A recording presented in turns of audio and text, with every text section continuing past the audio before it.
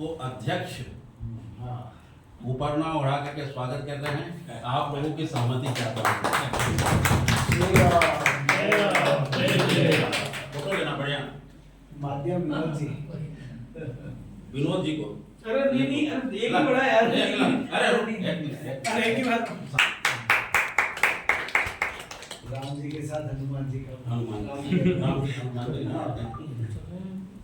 चरण जी आपको भी बहुत बहुत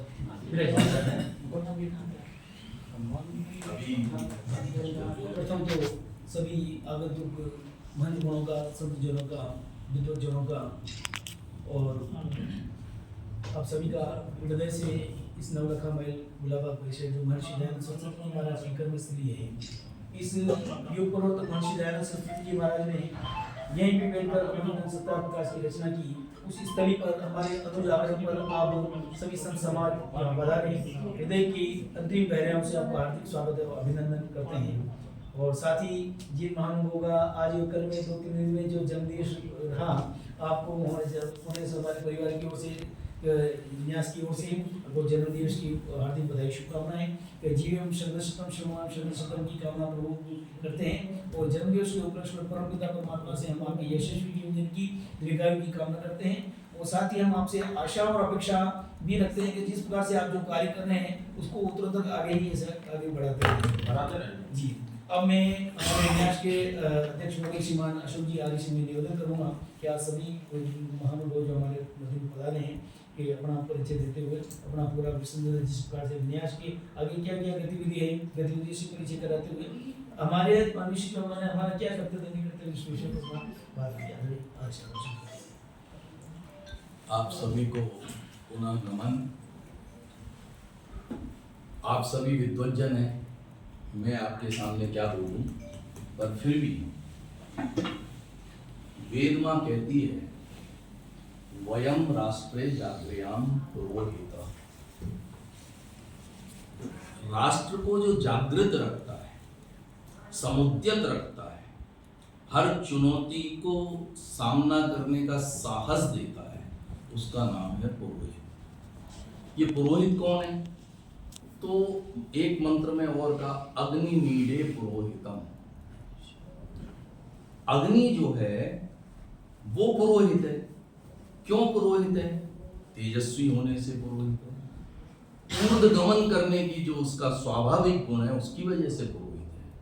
कभी अग्नि को आप नीचे गमन करा सकता है कोई? नहीं। आप कितना भी मान लो फूंक लगा लीजिए, बुझ जाएगी, फिर ऊपर उठ जाएगी, उसका स्वाभाविक गुण है।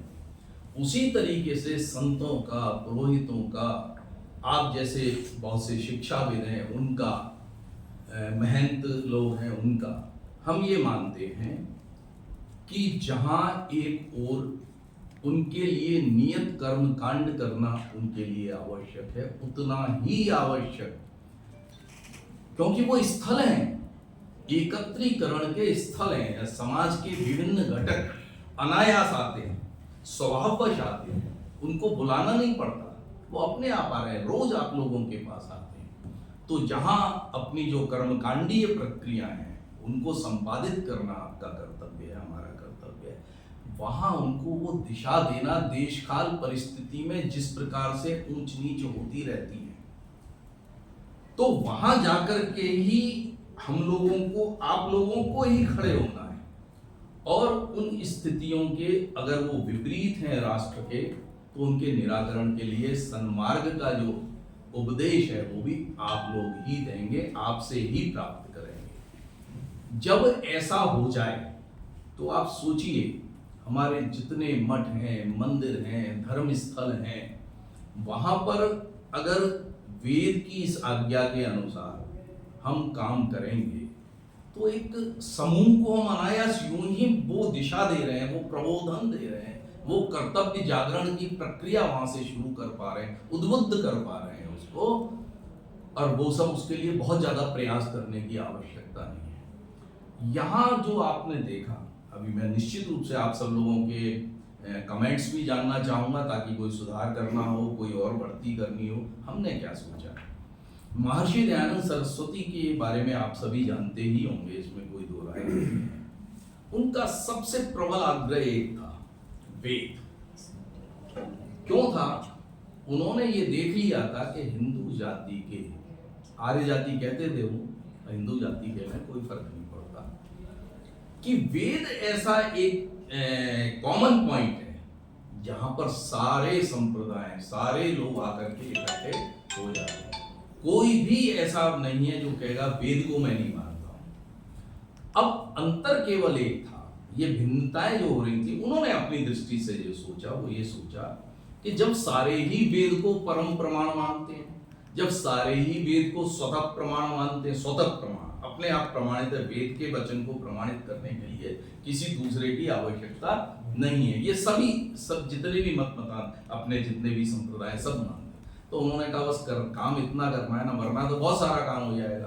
कि वेद पर जो आस्था डिग गई है एक, दूसरा ये आस्था डिगी क्यों, उसे न जानने की वजह से।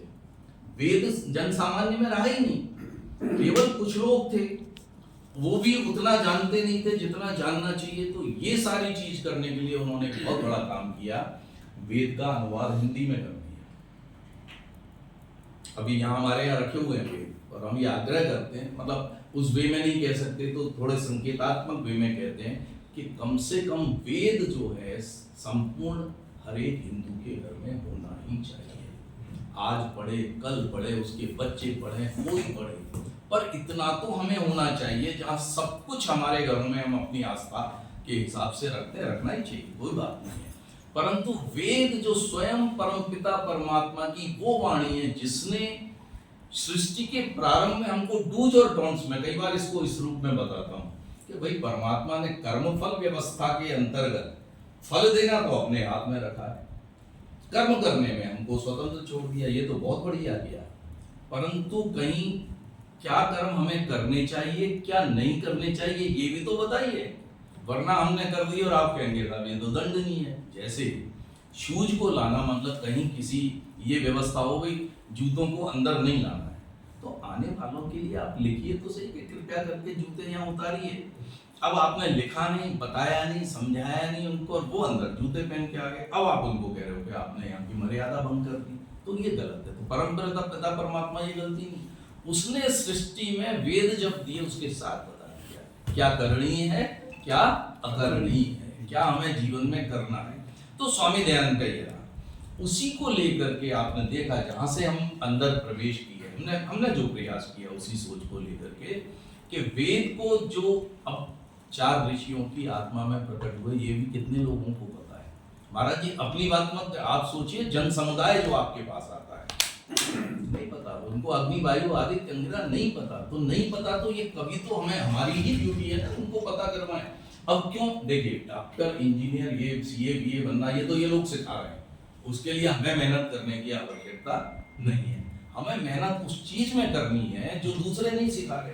पाठ्य पुस्तकों में कभी पढ़ाया जा रहा है ये जो जहाँ दिखाई दे रहा है, कुछ नहीं पढ़ा। ऋषियों की जो महान परंपरा है, वाल्मीकि महर्षि ने रामायण लिखी, वेद व्यास जी ने महाभारत लिखा, और एक क्रम पूरा ये गणाद का, पतंजलि का, ये सब आपने देखे होंगे, ये बच्चों को नहीं पता।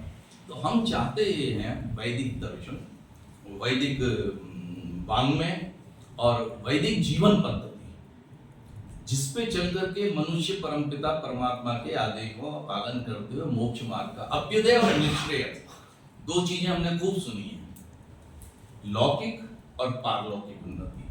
तो ये केवल वेद मार्ग पर चल करके मिलती है। अभ्युदय भी है वहां पर, केवल निश्रेयस की बात नहीं है, वहां श्रेय भी समझाया गया, प्रेय भी समझाया गया, और ये भी समझाया गया है कि प्रेय को छोड़ करके क्यों हमें श्रेय की तरफ जाना है।